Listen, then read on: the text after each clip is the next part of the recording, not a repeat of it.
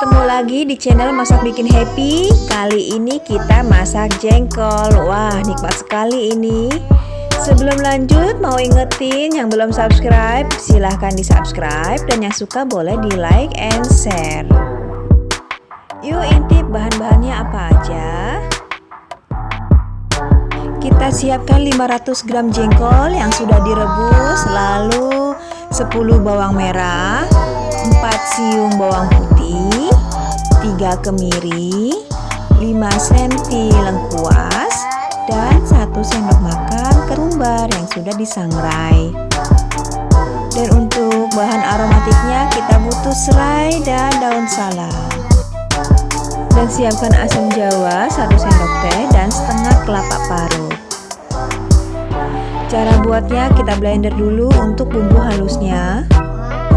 Bumbu halusnya terdiri dari bawang merah, bawang putih, kemiri, ketumbar, dan lengkuas.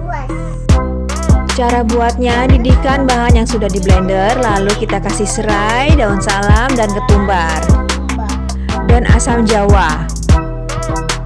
Setelah mendidih, kita masukkan kelapa parut, diaduk-aduk biar menyerap semua bumbunya.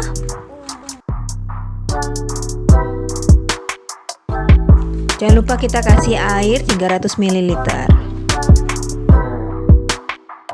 Setelah itu kita masukkan jengkol, lalu diaduk-aduk, kasih garam, kasih penyedap rasa.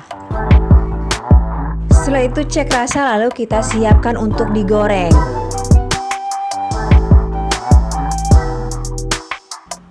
Jengkol digoreng semua.